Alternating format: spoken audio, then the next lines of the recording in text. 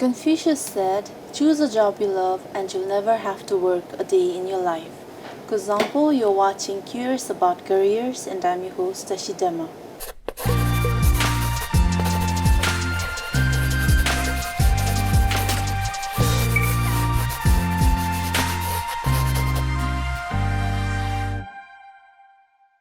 Today we have Phub Dorji, who is a wildlife photographer and a bird watcher.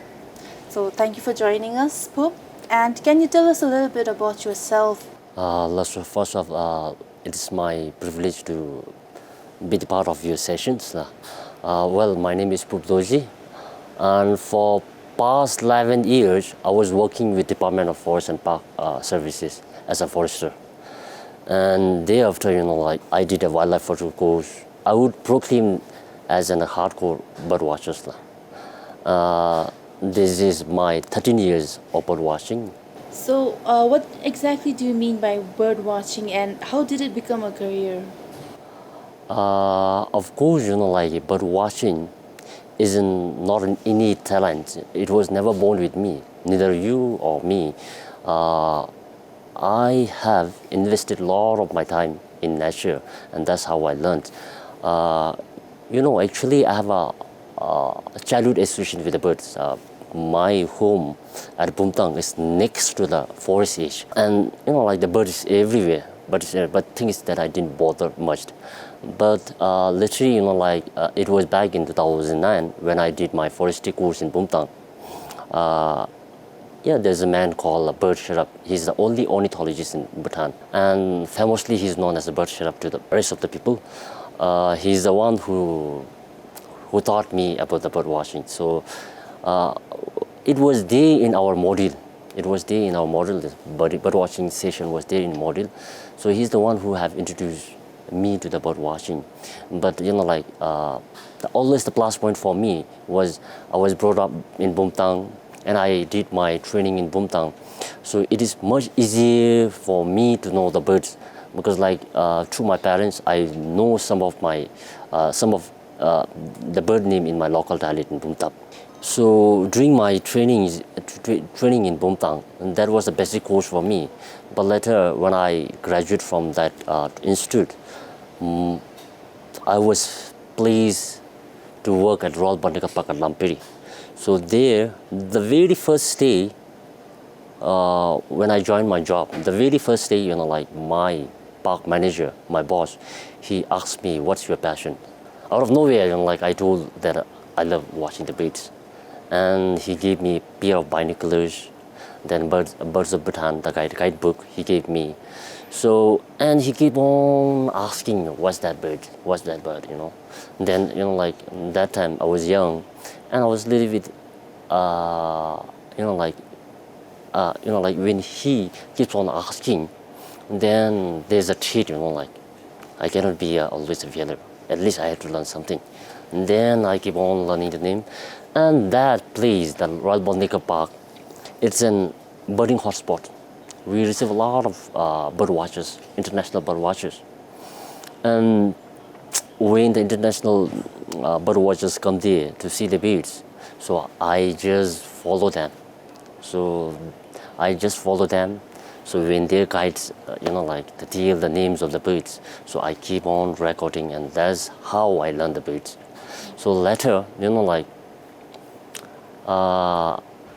every morning, I used to go around walking the trails just to see the bird.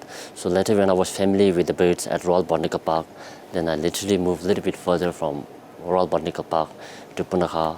And then, year after year, then I start moving a little bit further. And, by 2014-15, I have explored intensively all across the Bhutan. There's no place in Bhutan that I haven't been. So I just went around alone just to explore the nature. Okay. It seems that you have invested a lot of your time and your finances in your passion, and you mentioned that you even resigned from your job. So can you tell us about your journey, because it seems rather that it was a very adventurous one. Yes, when I started my career as a forester, so the daily allowance that I was allocated was in nil-term 300. So that was back in 2011 when I did, when like one tour agent gave me an offer to be their guide, to be their guide. Yeah. So like for me, like when they gave me 2,500 nil-term per day, it was a huge money, because like when I work for government, they just pay me 300. So suddenly out of nowhere, like when they gave offer, that was back in 2011, they told me that they will give me 2,500 per day. At that time, I was not that much confident, like then I told the tour operator, no, I don't want money. So you just take me as an assistant. And then he told me that I'm capable. You can lead the tour. So yeah, they paid me 2,500. Then year by year, they started paying me $100. And some tour agent, they paid me more than $100. So as time passed, my passion was very deep in my heart. I became without noticing myself, I become very hardcore. I have to compromise my family time. So the moment I get, like free time, I love exploring nature. Every morning, like when my families are sleeping happily, I just escape them, explore the nature, come back.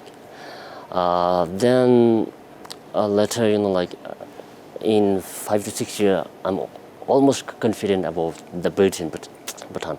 Then I started exploring our neighbor country, India. I have to sacrifice many things in my life. So I saved all of my money that I earned from my job, earned from leading the tours.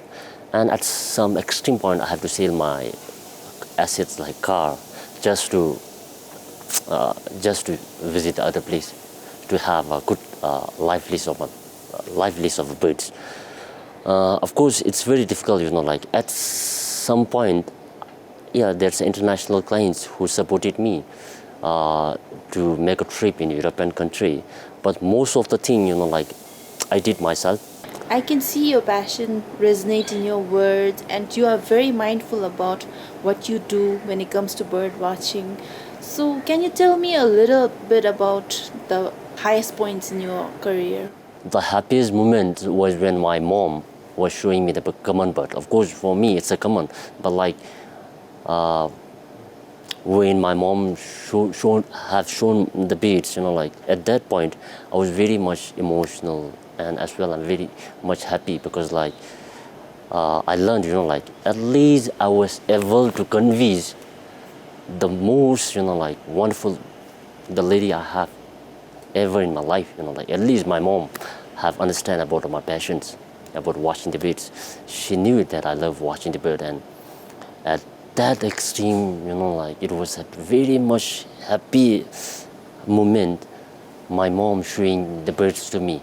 And one thing, like I'm a father of two, and my elder son loves watching the bird. And for the father like me, the happiest moment is to see the, like my son doing what the father like. And of course, my younger son, he's also attached with nature. So when they visit my home occasionally, like my younger son, so he's much interested to visit the park than the school. So like he used to tell me, tanta school mejo, tanta park na jogese, tanta park na jatawa jogese. So like this is something which makes me happy to hear from my little kids, from my parents. And of course, like for me, there's always an exciting point to see the new bird that I haven't seen earlier. So I don't mind traveling, like. So if I hear the bird that I haven't seen earlier, so if I get some information of the bird present in California, I don't mind, diving early in the morning, just spending, go there, watch the birds, make a trick in my life list, come back. I travel a lot. For me, getting new birds is always exciting things. I hope that your sons also become very passionate bird watcher like yourself. So there might have been moments in your life where you might have been about to give up, but then what made you hold on to your passion? In my case, it never happened, like giving up. It never happened because, like as I said earlier, my passion is inside the bone. It never happened me. But like for many beginners, bird watchers, the biggest challenge that they face, like the knowing the birds, not knowing to identify the birds. So moment they see the birds, like they don't know the names, and like they think that it's very difficult because some name, like you don't know how to pronounce it. So for them, like it sounds very difficult. And for some beginner, I've seen some beginner, like just looking at the name, they just give up. So, but like in my case, it never happened. I'm very much dedicated in bird watching. At the extreme, like I have invested 3 years just to see the single species that's in Bhutan. It was back in 2020. So that bird, literally, that bird is known as Bleich Dogoban. So there was a post in Facebook that was from Jomosanka. The moment I saw the post in Facebook, I was very much eager to go and see that bird because that was on my top bucket list. Like I really wanted to see it, and of course that's my favorite bird as well. And then what I did was I formed a team. That was during the COVID pandemic. That was back in 2020. So we made a plan. And we traveled. So that time, like the way to Jomosanka was closed just because of pandemic. Like if I have to go to Jomosanka, I have to go literally from Samruzongkar, getting into the India and to Jomosanka. That was not possible. Then what we did was, like we don't have any idea. Of course, just asking the local people, they told that an ancient tale from Karungla to Jomosanka, but we don't have any idea. So I was looking to the Google map, then I was able to like punch those trail, but no one in our group, they have an idea. So when we reached at Karungla, that was in Tashkang, so late night, like we were doing a night birding. We were looking, we were searching for the owl with the torchlight. Then suddenly, group of forest personnel and police and local community, they came there on our side. And at the extreme, they charged us, like they took us to the police station, and we explained everything, but at the extreme, they charged us that we are vandalized. We explained everything, like we have proven everything, like they checked our camera. We have details from our start date from Thimphu. So somehow, like we managed that. We were able to skip that scene. Then we like make a halt at a tent. So then, like that time, the very first time I tried for my favorite bird, it was unsuccessful. I have to come back again. I have to come back to Thimphu again. Then again, in 2021, one of my good friends, they have seen my favorite bird at Karungla. So of course, these two people are my good friends. But what happened was, like they have given the wrong direction to me. I asked the location for that bird. Then they told me, they have shown me, they have hiked other side of the mountain, which was never the habitat for that bird. So I went back in 2021, and it never happened. We were looking for that bird for 4 nights. We could not see that bird. Again, I have to come back. And then after a week, again, I have formed another group. We went there. And of course, like from my friend, my good friend, we are able to trace the locations. And then we went there. That time I have like a brief glimpse of my favorite bird, Bleich Dogoban. And I was able to take a record shot of picture. I'm very much happy, like, of course, like it was taken for my life list.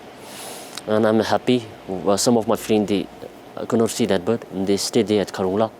and I was returning back to Thimphu. So at around 12 noon, I reached Bumtang. So when I reached at Bumtang, I had a call from my friends, those who are there in the field, saying that they are getting a good glance of that bird. I was literally disturbed. Then what I decided was, I went back from Bumtang. I went back from Bumtang. Some of my friends, they came to Thimphu, and me and my another friend, we went there. I've driven my car all the way to Karungla overnight drive, and from the end point of the road, we have to make 2 hours hike, and that place doesn't have a water. I have to carry 20 liters of water and back. Then my gadgets like camera. We went up there. So morning 3 a.m. we met there. Morning 3 a.m. we went there, and the very morning, we could get the good glance of that birds, and also, I can take the pictures of bird, but weather didn't favor us. It's always overcast weather. Of course, I'm happy because I have a very close sighting of that bird. We're happy. We spent around 3 days there, came back, and this year, April, again I went back because when I was looking through my pictures, I was a little bit not happy because that bird was there, but I was not able to compose well. Then I thought, I thought just looking at my pictures, and I was planning literally inside my mind, so I want to compose something. Then I went this year. The very first day, I got the good picture of that bird, and I would say that's the desire photo I was looking since three years, and I did it. 3 years looking for your favorite bird. Your passion astounds me. It's amazing how you could do that. I know of no one who has that much passion. But then, if you don't mind me asking, bird watching, is it a financially viable career? Because you mentioned that you have children and you have a family. So, do you think, would you suggest the youth to take up this passion? If you take a birding as an hobby, birding is not an expensive thing that you can do. Anyone can be a bird watcher. Anyone can do what, watching the birds. Birding can happen anywhere, as I said earlier. Everywhere you go, there's a bird. You can do your birding from car. You can do your birding from a bed. You can do your birding from the windows and a backyard garden from your home. Once you really, becomes a tutor, looking after one bird, then I would say for birding, you have to invest a lot of money just to see the single bird. You have to invest a lot of money. And I would say the bird watching is an rich man passion. If you happen to become a tutor, chasing after one species that you haven't seen, then that becomes a very expensive. If you are a good bird watcher, the sustainability, the earning, in terms of earning, I would say okay. So because Bhutan has a lot of assets, but they don't have much resource persons. So if you work as a bird watching guide, I think you are paid well comparing to other cultural guide or trekking. So if you really perform well, so you are paid well. And then you told me about your experience traveling and seeing different birds from different countries. So would you like to share about your experience regarding that? Of course, yes, I made a birding trip in several countries, but the base, the birding that it ever happened to me was birding in Amazons with my friends. So of course, that was very expensive. I have to invest a lot of money there, and I have the bird I really want to see, because hummingbirds, I keep on hearing about the hummingbirds, and I just wanted to see that hummingbird. So later when I talked to my friends in America, they told that they're happy to help me, to take me down to Amazon forest. Of course, there's a cost cutting from me as well, but they helped me. Some part of my investment was taken care by them. I went there. Birding Amazon was really nice. It was never same. It was exotic things that I'm watching the birds. The forest I was never seen. It seems that you are very passionate about your job, and when you are passionate, success comes to you. While watching the birds, I can make a lot of friends around the world. And uh, like I was quite fortunate to work with the top photographers of the world. I traveled with those scientists, and then I did projects on 100 days in Himalayas. Then my work were known to other part of the world, and National Geographic, they they took me for the photo camp, and then I was awarded as the best wildlife photographer of the year in 2019. And later on, there's a club called Asian Wildlife Photography Club, and they nominated me as a president to represent the Bhutan, and I was still working with them. And in 2019, I was supposed to travel to China with the best photographer of the Bhutan, wildlife photographer, senior most wildlife photographer, Owishe. But due to some problem, he could not go there. Then I went there with two other friends. So there we did competitions on wildlife photography, especially on bird photography. So out of 20 categories, it was a very successful competition for me because I was able to win in 7 categories. Out of 20, I won 7 categories, and that's the biggest achievement for me. I think it's really amazing to learn that you have brought name and fame to Bhutan through your birdwatching career. And talking about the good things in life, there are bound to be some bad times also. So, do you want to talk about the challenges that you face in your career? Well, the financial things is a more challenging things in bird watching. Apart from that, some places in Bhutan are restricted. Even me being a Bhutanese citizen, they don't allow me to explore some part of the Bhutan. And the one challenges that I ever felt was not getting the proper locations of bird that I want to see. So it so happened to me that was back in 2021. So there's a bird called rusty-bellied shortwing. From earlier report that was back in 2002, one birder, I think he have recorded that bird from Jedu. And then myself and my friend Chubzang, we camped around the Jedu looking for that bird. We explored every corner, but we haven't seen that bird. And two of my friends, they were traveling to Samsi, and I made a call. I gave false information for them. So I was joking with them. So then I picked up the pictures from Facebook. Then I told that I've seen that bird. Of course, I haven't seen that bird. I told that I've seen that bird, and and they're asking for the locations. Then I told, explore from that Simasham to Gedu area. Then they're asking for the exact location. I haven't seen that bird, so I just make a fun of them, and I told explore from Simasham to Gedu. It's in between. In between. It's in between. Then these two guys, they came all the way from Samsi. Of course, they are also staying in Thimphu. They came to Thimphu. They explored Gedu region, and when I was back in Thimphu, they have seen that bird. Of course, I spent 3 nights there. I haven't seen bird. They have seen that bird. Then I told I will take care of your expenses. Please wait for me down there, Gedu. I will come right now. Then they said, no, they're coming back to Thimphu. Then what happened was, I asked for the exact locations, and what these two guys did was they just repeated my things that were, and they told me they have seen that bird between Simasham and Gedu. That was the reply. They told that they have seen you explore from Simasham to Gedu, and I went back. I explored for 2 days. No way I cannot see any birds. And again, I went with the team from here.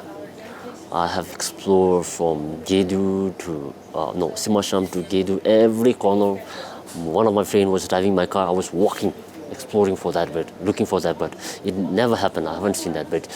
And then, so when I reached nearly to Gedu, like I was literally giving up. I knew it. This bird was not there. And then what I did was, and there's an app called Zeno Canto. So that clients whoever have punched the data back in 2002, so he had punched the GPS coordinate there.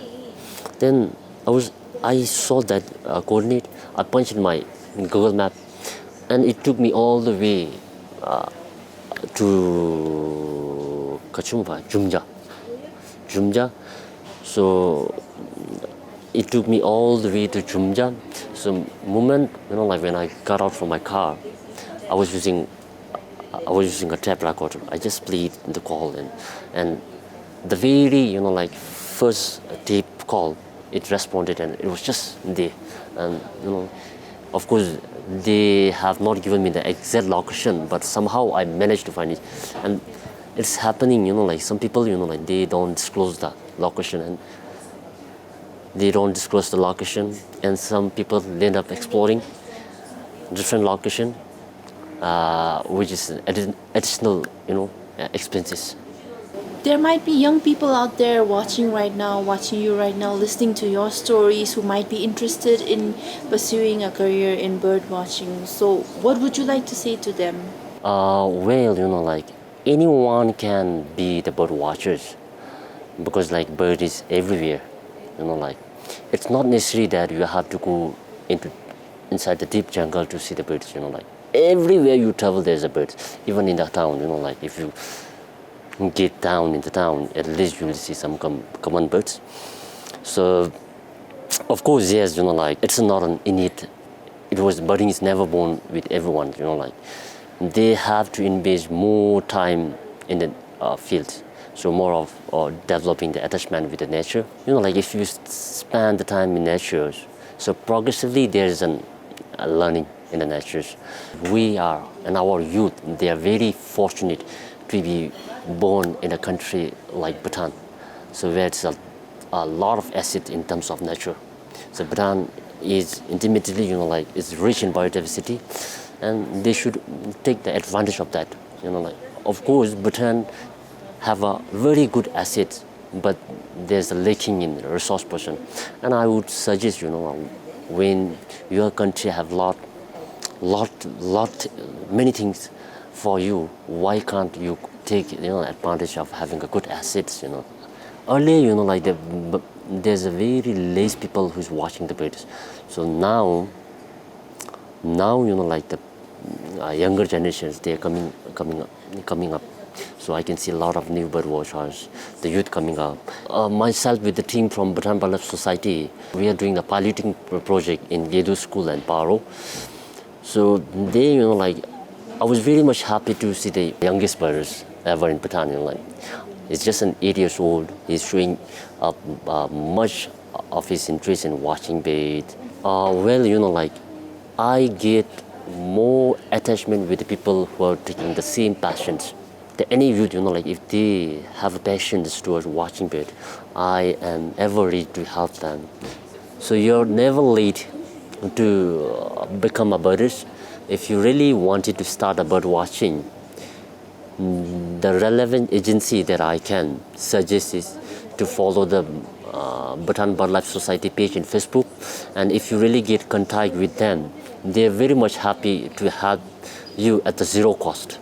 Phub, I would like to thank you once again for taking out the time to be here with us and answering all our questions. And to all our viewers who want to take up a career in bird watching, Phub has generously agreed to answer all your questions. You can contact him at this email address. Thank you for watching.